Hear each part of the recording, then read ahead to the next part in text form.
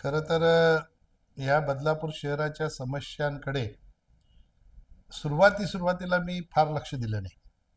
तर मला असं वाटत होतं की इथले लोकप्रतिनिधी आहेत ते सक्षमतेने काम करतात आणि सक्षम आहेत. नंतर माझा बदलापूरचा प्रवास वाढल्यानंतर बदलापूरच्या समस्या माझ्या लक्षात यायला लागल्या आणि त्याच्यानंतर मी हे कार्यालय या ठिकाणी टाकलं. या कार्यालय ही लोकांना खटकलं. त्यांना असं वाटलं की आता इथं कार्यालय टाकलं म्हणजे थेट जनतेशी संबंध होईल, म्हणून यांचा काटा काढा, अशा प्रकारच्या भावना रूढ व्हायला लागल्या. असो, त्यांचं त्यांना लकलाव. पण जनतेशी संबंधित ज्या समस्या आहेत, पाण्याची असेल, विजेची असेल, या बाबतीत मीही लक्ष घालायला सुरुवात केली. पण त्याला वेळ कमी मला मिळाला, कारण मी सुरुवात केल्यानंतर आचारसंहिता लागली. पण पाणी झालं, लाईट झालं, खड्डं झालं. आम्ही तर भाषणं ऐकतो 7-8 वर्षापासून, 5 वर्षापासून नाही, 7 वर्षापासून या मतदारसंघामध्ये कामच राहिलं नाही.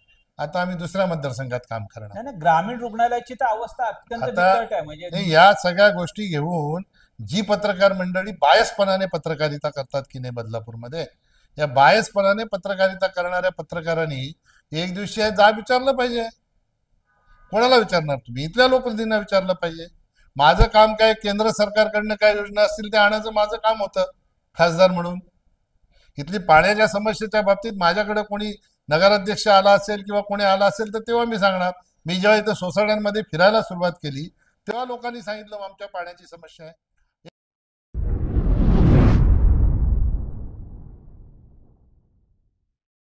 नमस्कार. आपला महाराष्ट्र डिजिटलच्या आपले बदलापूर या वृत्तवाहिनीमध्ये दुसऱ्या भागामध्ये आपण स्वागत करतोय. आपल्या भागाचे स्थानिक खासदार असलेले, केंद्रीय मंत्री, राज्यमंत्री असलेले कपिल पाटील साहेब यांचा.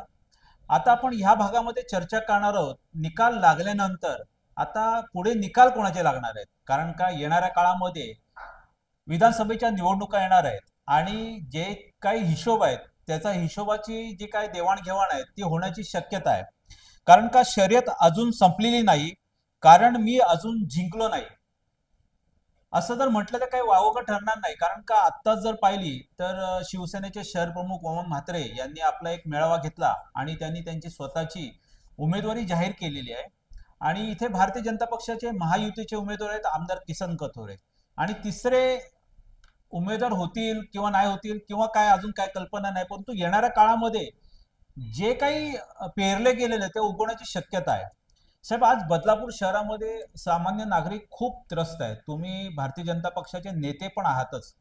आणि आज स्थानिक पातळीवरती विजेची समस्या, म्हणजे वीज तुमच्या निवडणूक काळामध्ये तुमच्या लक्षात नसेल आलं पण तो एक फॅक्टर होता की भारनियमन जे अघोषित होत होतं त्याचा परिणाम पण ह्या लोकसभा निवडणुकीवरती थोड्याफार प्रमाणात का नक्कीच झाला असेल. म्हणजे राज्य सरकारच्या पातळीवरती जे काम व्हायला पाहिजे होतं ते न झाल्याचा परिणाम ह्या लोकसभेमध्ये सुद्धा तुम्हाला भोगावं लागला, असं माझं एक त्याच्यामधलं निरीक्षण आहे. दुसऱ्या पाण्याची समस्येच्या संदर्भात पण तेच आहे. वीज नाही त्यामुळे पाण्याची समस्या आहे, त्यात पुरं पाण्याचं जे वितरण व्यवस्था आहे त्याच्यामुळे सर्वसामान्य नागरिक खूप हवालदिल झालेला आहे. त्याच्यानंतर रस्त्यावरती खड्डे असतील, वेगवेगळ्या प्रदूषणाची समस्या असेल, वाहन कोंडी, ह्या सगळ्या गोष्टी म्हणजे रस्त्यावर राज्यपाल. खड्डे आहेत. हा, खड्डे आहेतच, प्रश्नच नाही. म्हणजे आहेत. बिन खड्ड्याचे रस्तेच नाहीयेत. इकडे तर आता सांगितलं जाते गाडी खड्ड्यात आपटली की मतदारसंघ संपला. हा, तर ते मग बोलण्यापुरतं आहे. कधीतरी पत्रकारांनी विचारलं पाहिजे ना प्रश्न त्यांनाच. नाही, आम्ही सातत्याने आमची भूमिका मांडतोय आणि म्हणजे की सामान्य नागरिकाला दिलासा देण्यासाठी प्रयत्न करतोय. आणि प्रशासन कुठल्याही प्रकारची दाद देत नाही. जे मुख्याधिकारी आहेत नगरपालिकेचे ते आहेत की नाही, आणि त्याच्यावरती जर वचक राज्य सरकारचे प्रतिनिधी म्हणून आमदारांचा नसेल आणि ते जर म्हणजे बेमुरवतखोरपणे वागत असतील, आजही गेले 2 दिवस ते कुठेही दिसले नाहीये. तर माझं असं मत आहे की हे शेवटी भारतीय जनता पक्षाचं सरकार आहे, तुमचं सरकार आहे आणि हे आमदार सुद्धा त्याचेच आहेत. तर ह्याच्यावरती लोकांची अपेक्षा आहे की कोणीतरी आता बोललं पाहिजे. खरं तर या बदलापूर शहराच्या समस्यांकडे सुरुवातीला मी फार लक्ष दिलं नाही. तर मला असं वाटत होतं की इथले लोकप्रतिनिधी आहेत ते सक्षमतेने काम करतात आणि सक्षम आहेत. नंतर माझा बदलापूरचा प्रवास वाढल्यानंतर बदलापूरच्या समस्या माझ्या लक्षात यायला लागल्या आणि त्याच्यानंतर मी हे कार्यालय या ठिकाणी टाकलं. या कार्यालय ही लोकांना खटकलं. त्यांना असं वाटलं की आता इथं कार्यालय टाकलं म्हणजे थेट जनतेशी संबंध होईल, म्हणून यांचा काटा काढा, अशा प्रकारच्या भावना रूढ व्हायला लागल्या.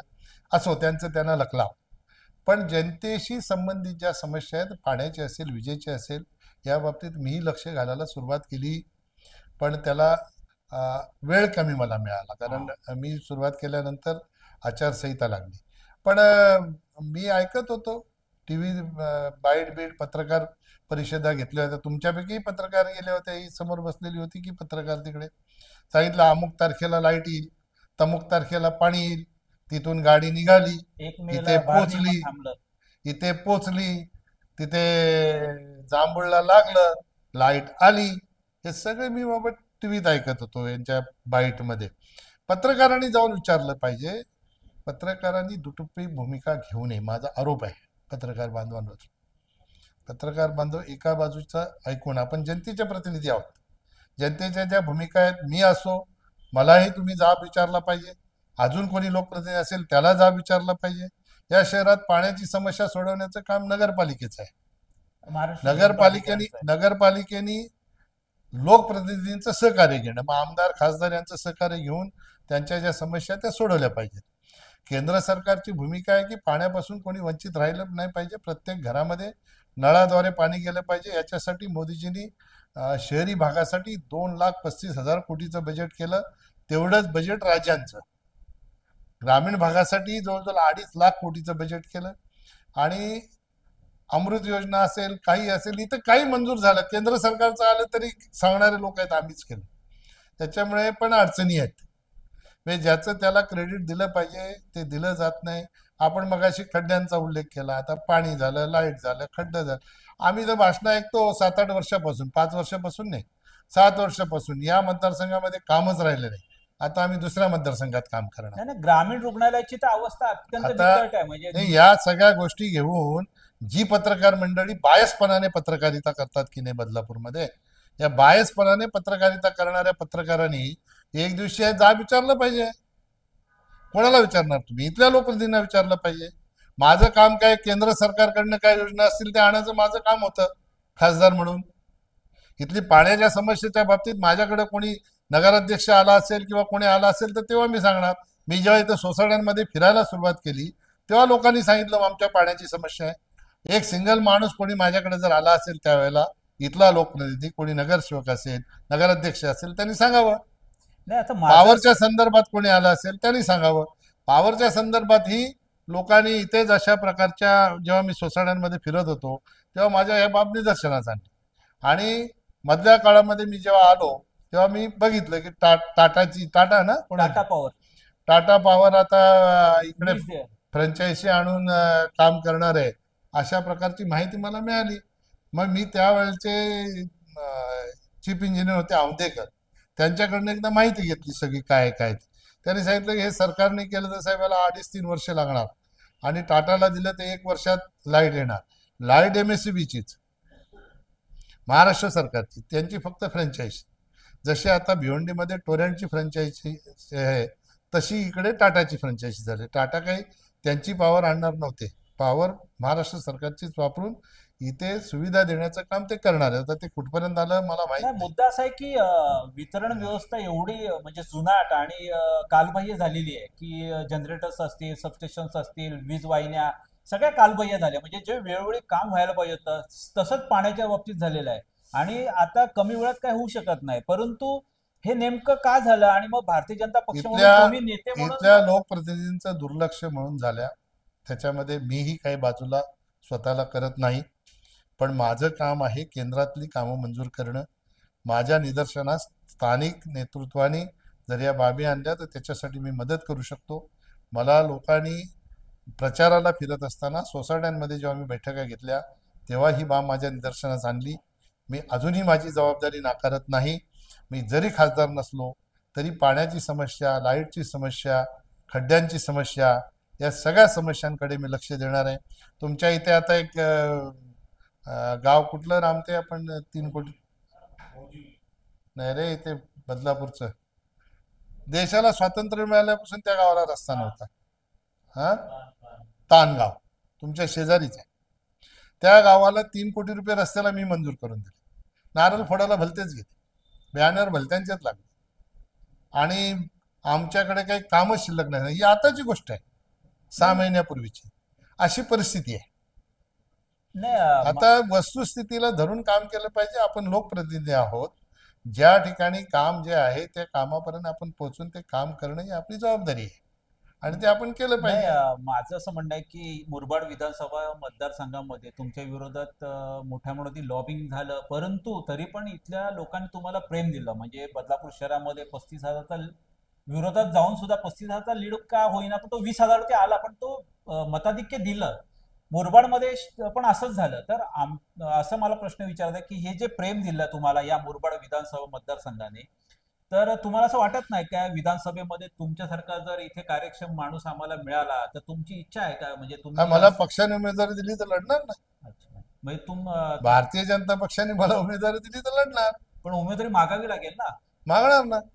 अच्छा, विधानसभेमध्ये. मागायला मला पक्षाकडे उमेदवारी मागायला कोणाच्या परवानगीची गरज थोडी आहे. मला कोणाच्या परवानगीची गरज थोडी आहे. माझ्या पक्षाकडे उमेदवारी मला द्यायची की नाही द्यायची पक्ष ठरवणार. बरोबर. इथल्या जनतेच्या जर भावना असतील, तुम्हाला कोणी सांगितलं असेल की जनतेच्या अशा भावना आहेत, आपण लढावं. माझं जनतेच्या बाबतीत माझी तक्रारच नाही. माझी तक्रार नाही त्यांच्या बाबतीतच आहे. मी कधी जनतेला दोष दिला? मी तर तुम्हाला असं सांगतो की मी जेव्हा माझ्या घरी काउंटिंगच्या दिवशी गेलो, मी घरी सांगितलं, एक अश्रू कोणी डोळ्यातनं काढलं ते याद राखा. एक माणूस, सिंगल माणूस माझ्या घरात नाही, माझी बायको असो, मुलं असो, कोणीही डोळ्यातनं एक अश्रू काढला नाही. मी त्यांना सांगितलं, 10 वर्ष आपल्याला लोकांनी निवडून दिला तेव्हा हेच लोक होते की नाही? बरोबर आहे. ज्याने आपल्याला पाठवलं त्यांनीच आपल्याला आज सबक दिलेला आहे. काहीतरी आपलं चुकलं असेल, जनतेचं काय चुकलं, आपण आत्मपरीक्षण करूया. मी माझा अजिबात जनतेला दोष मी देत नाही आणि देणार पण नाही. त्याच्यामुळे लोकशाहीमध्ये, लोकतंत्रमध्ये हे चालत राहते. कोणीतरी निवडून येणार, कोणीतरी एकदा कोणी निवडून आला म्हणून शहनशाह होत नाही, आणि एकदा कोणाचा पराभव झाला म्हणून तो काही राजकारण त्याचं संपत नाही. आज 60 वर्ष, 63 वर्ष देशावर ज्या पक्षाने सत्ता केली ते 15 वर्ष झाली सत्तेत नाही आहेत, तरी राहुल गांधी त्याच्यासाठी हातपाय मारून प्रयत्न करतातच ना. ते प्रयत्न करणं हे आपलं काम आहे. जनतेला जेव्हा आपली बाजू पुन्हा पटेल तेव्हा जनता पुन्हा आपल्याला आणणार. त्याच्यामुळे ह्या सगळ्या गोष्टी माझ्या दृष्टीने गौण आहेत. तुमच्याकडे जर काय जनतेची मागणी आली असेल, असं असं आहे, तर जनतेचं प्रेम आहे म्हणून ते इथं 22,000चा लीड दिला आणि 1,06,000 मतं दिली आणि सगळीकडे पूर्ण विधानसभेमध्ये 28,000चा लीड मिळाला. त्याचं कारण तेच आहे. म्हणजे 28,000चा लीड मिळाला म्हणजे जनतेला वाटत असेल तर जनता मला आग्रह करेल. आग्रह केली तर निश्चितपणाने पक्षाकडे उमेदवारी मागेल. पक्ष देईल नाही देईल पक्षाचा प्रश्न आहे. पण आणि पक्षाने उद्या विद्यमान आमदारांना उमेदवारी दिली, त्यांचं काम करू. म्हणजे काम अडचण काय? काम करू की काम करू? काम करू ना. पक्षाने दिले. आम्ही असं आहे, कोणीतरी चुकीचं काम केलं म्हणून आपण केलं पाहिजे असा काही कायदा आहे का? असा कायदा आहे का? पण आमचं तुमचं घर जरा मुरबाड आम्हाला नाही, आपलं भिवंडीचं लांब पडतं ना, तर तुम्हाला जर इथे परमेश्वराच्या कृपेने परमेश्वराने मला इतकं सक्षम केलंय की मी मुरबाड काय, बदलापूर काय, कुठेही घर करू शकतो. त्याच्यामुळे काय अडचण नाही, त्याची चिंता नको. म्हणजे भविष्यात येणाऱ्या काळात आमच्या शहराला न्याय देण्यासाठी जर तुमचं एक निवासस्थान जर इथे असलं तर आणखीन सोयीचं होईल. मी लोकांना मी कार्यालय तर मी आहे. असं आहे, त्याच्यासाठी विधानसभात लढण्याची काय आवश्यकता आहे का? मी असंही निवासस्थान बनवेन. मी जर सहकार्यांना सांगितलं, जागा बघा 10 गुंठे आपण बंगला बनवू. तर एकूणच एक नवीनच आता आपल्या आता ऑफिस केल्यानंतर काही लोक नाराज झाले, घर केल्यानंतर किती नाराज होतात ते पण बघू. मुरबाड विधानसभा मतदारसंघामध्ये आता तिसरा एक कोण तयार झालेला आहे. आता दोन कोण तर तुम्हाला कल्पनाच आहे की वामन म्हात्रे शिवसेनेचे शहर प्रमुख आणि भारतीय जनता पक्षाचे विद्यमान खासदार आमदार किसन कथोरे हे उमेदवारीत आहेत. आणि त्याच वेळेला एकूणच मतदानाचा कल पाहिला आणि त्यांना विरोध करून सुद्धा त्यांना जे मताधिक्य मिळालं. मी माझी मध्ये थांबू का? मी असं सांगितलं, जनतेने प्रेम दिलं, जनतेची इच्छा असेल तर मी पक्षाकडे तिकीट मागेन. हा, तर काही हरकत नाही, तुम्ही कमेंट बॉक्समध्ये तुमच्या इच्छा व्यक्त करा. आणि जे प्रेम विधानसभा मतदारसंघामध्ये मुरबाडच्या दाखवलंय, तर तशीच एक व्यक्तिमत्व आपल्या शहराला जर मिळालं आमदारकीच्या दृष्टिकोनात, तर तशी त्यांची तयारी आहे. आता शहराचे प्रश्न सोडवण्याच्या दृष्टिकोनातनं आपल्याला एक कार्यक्षम असा उमेदवार सुद्धा आवश्यक आहे आणि त्या दृष्टिकोनातनं त्यांची मानसिक तयारी आहे, परंतु आता आपली मानसिक तयारी आहे की नाही हे सुद्धा आपल्याला येणाऱ्या काळामध्ये बघावं लागेल आणि त्या दिवशीने आपण सगळ्यांनी आवाज उठवला पाहिजे. आणि हा जो ही शहराची परिस्थिती आहे, मुरबाड विधानसभा मतदारसंघाची परिस्थिती आहे, ती बदलण्यासाठी बदल करायचे की नाही हे तुम्ही सगळ्यांनी ठरवायचंय. आणि मी पुन्हा एकदा आपले बदलापूरच्या वतीने माजी खासदार कपिल पाटील यांचे आभार मानतो आणि हा संवाद धन्यवाद. आपण सतत चालू ठेवूया आणि त्यांच्या जे काही कल्पना आहेत, संकल्पना आहेत आणि त्या दिशेने जी वाटचाल चालू आहे आणि त्यांचे जे दौरे आहेत ते आपण ह्या आपले बदलापूरच्या माध्यमातून तुमच्याकडे पोहोचूच. आणि बदलापूर शहराची जी दैनावस्था आहे ती कुठेतरी बदलण्याच्या दृष्टिकोनातनं आम्ही त्यांना विनंती करणार आहोत की तुम्ही पुन्हा एकदा कार्यरत होऊन आम्हाला सगळ्यांना या शहराला दिलासा देण्याचा प्रयत्न करावा. धन्यवाद. धन्यवाद.